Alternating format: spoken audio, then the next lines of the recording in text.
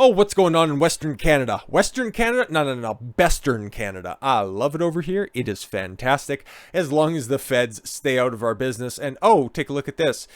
The feds aren't staying out of our business. Fantastic. They're trying to find ways to subsidize all of their terrible policies that are letting the East become the least and incredibly broke in the process. The Trudeau Liberal government is now looking at seizing control over Western Canada's natural resources. Well, basically through redistribution payments, basically control the natural resources, but what specifically are they trying to do? With our nation's unity already fracturing, the Trudeau Liberals seem intent on ripping the country apart. It took you until 2023 to figure that out. I could have told you that in 2015, but all right.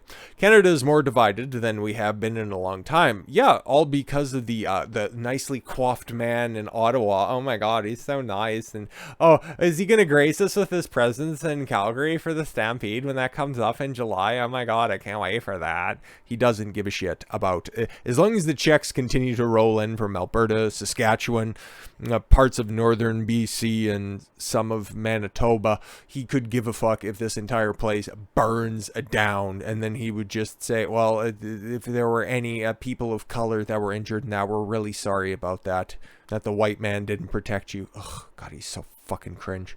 And now the Liberals are considering launching a direct assault on Western Canada's natural resources. The only reason that this country hasn't been taken over by anybody? I don't know.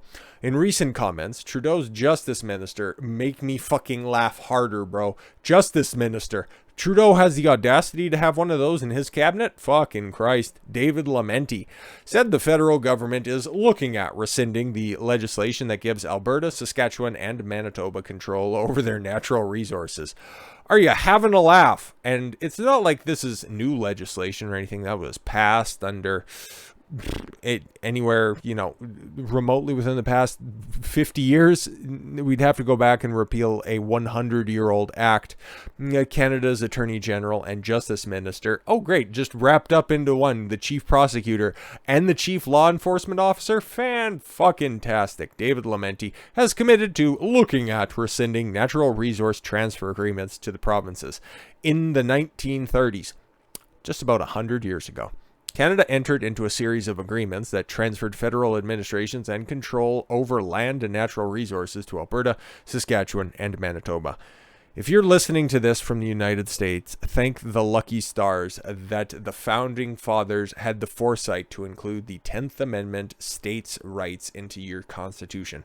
We are not so lucky up here, mostly because our version of the Constitution, the Canadian Charter of Human Rights, it was written, just a little bit before my lifetime, okay? Back in the 80s by who exactly?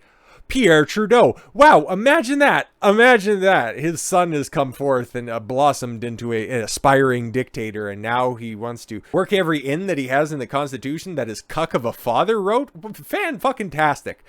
Oh, and the history of that coming to fruition is a fucking can of worms in and of itself, because the elder Trudeau, thank God he's dead, wanted more tyrannical power, and he was willing to force through the charter over the wills of the other premiers in the country. He's just the East loves him. Quebec loves him specifically, mostly because, we see when the virus own in Ottawa, we can finally have all the payback on the other people. Hopefully you guys like cheese curds, because we have nothing the fuck else inside of our worthless fucking province. It's old over here, right, huh? You like to come and take a look? We have the Montreal, we got the canals, and a bunch of strippers we like to export, huh? Fucking trash province. Of course, Trudeau has said anything would seize the resources of Quebec. I didn't even know that was in there, but take a look at that. Just Western provinces, though. This is all about attacking and weakening the region of the country that votes Conservative. Yes, because we generally have our own independence, mostly because we are independently wealthy. But if the federal government comes in and federalizes the only profitable aspects of this country, then we're fucked. Most of the people just end up by de facto becoming government employees. And, the people that are dependent on the government need to vote for bigger government. And what is the entire purpose of the Liberal government? the expansion of the government. So there you go. It makes a total and complete amount of sense. Hence why we got at least a couple of decent premiers right now. And hopefully farther into the future. I'm not too sure about the election status of Scott Moe, but I know specifically about Danielle Smith, my premier, by the way. We got a little provincial election coming up on the horizon here. So Alberta Premier Danielle Smith and Saskatchewan Premier Scott Moe condemned the federal justice minister for saying he might rescind the natural resource transfer agreement. Yeah, who is missing from this conversation? The Manitoba one, mostly because that motherfucker is just more than willing to bend over and grab his ankles for anything that Ottawa says, because that was a cuck who put up blockades when Maxime Bernier of the People's Party of Canada was trying to campaign across the country. He made him quarantine for some days when he was driving through the province. God, everything that I remember about recent history in Canada makes me fucking disgusted right down to my core. The NRTA was signed in 1930 between the federal government of Canada and the provincial governments of Alberta, Manitoba, and Saskatchewan.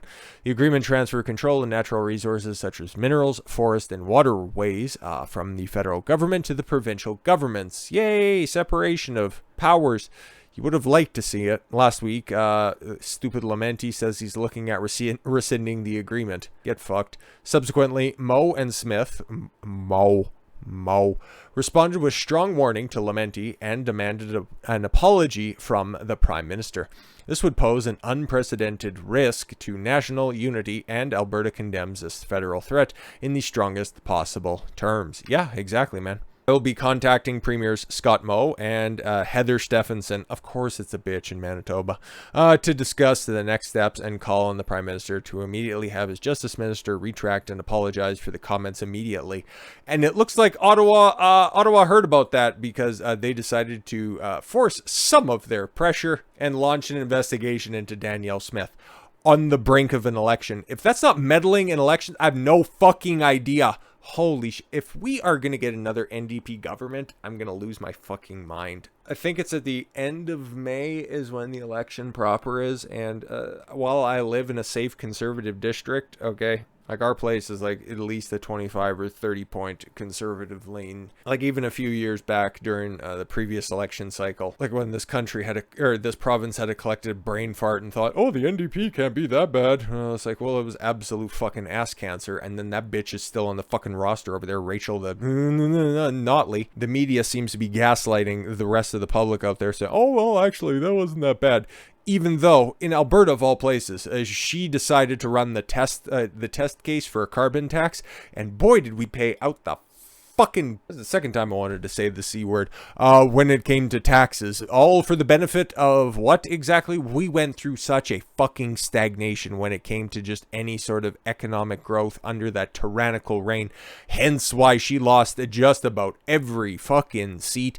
It was just some withered little husk, and she didn't even have the grace to step down because she's a fucking commie at the end of the day. Every time that Jordan Peterson, hey, just sidebar tangent here, you might be able to resonate with this for a second. Jordan Peterson talked about, if you've heard anything about his history, oh, I used to work here in Alberta in provincial politics with the NDP. My local representative, I would work with him.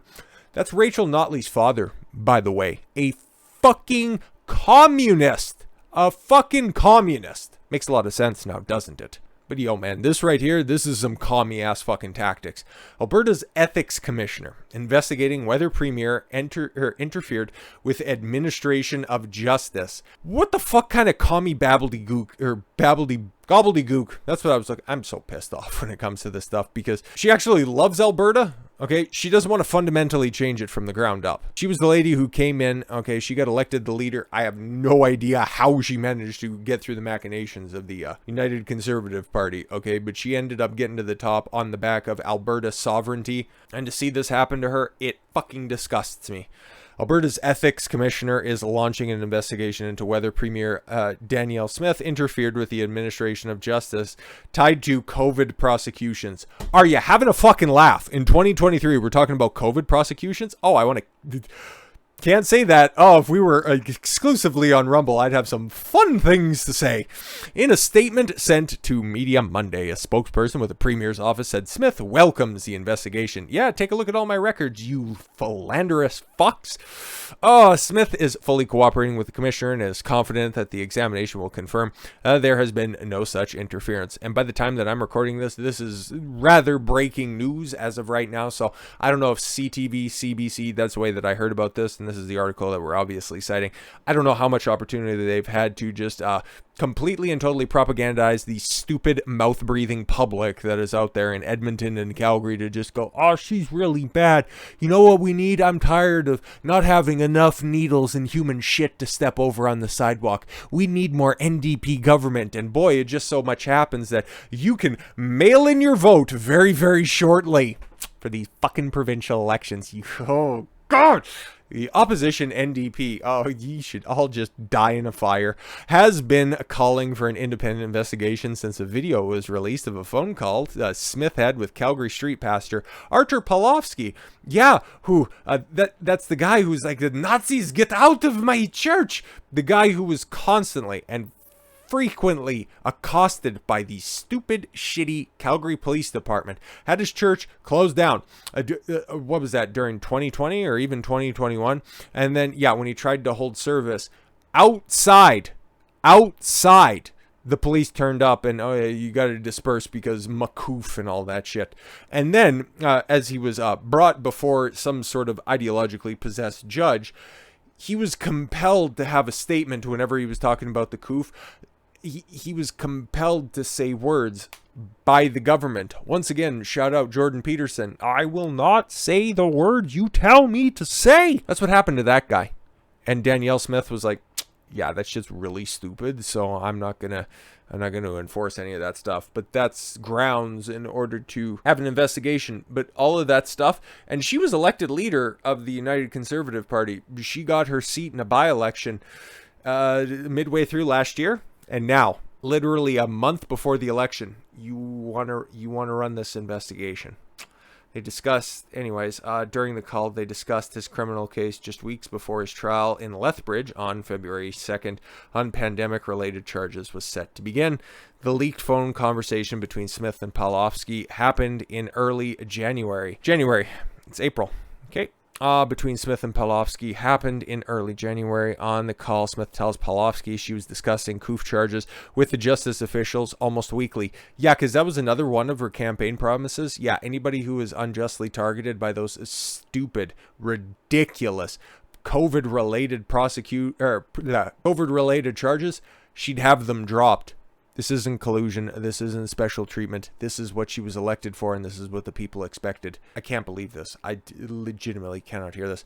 On her weekly phone-in show, Your Province, on Saturday, Smith delivered a new version of why she contacted Pawlowski, saying she took a call as though she thought it would be in the context of his role of the leader of Alberta Independence Party. Okay. Yeah, but this is also CBC, and I don't... Unless they have the specific source there, which they'll link out to, but they don't want to cite there. I'm not going to take your word at it. You guys are propagandists and paid by the federal government by the tune of 70%. 70% of your operating budget comes specifically from the federal government. So I don't believe you at all whatsoever. Pawlowski faces charges of criminal mischief and his offense under Alberta's Critical Infrastructure Defence Act. Critical Infrastructure Defence Act.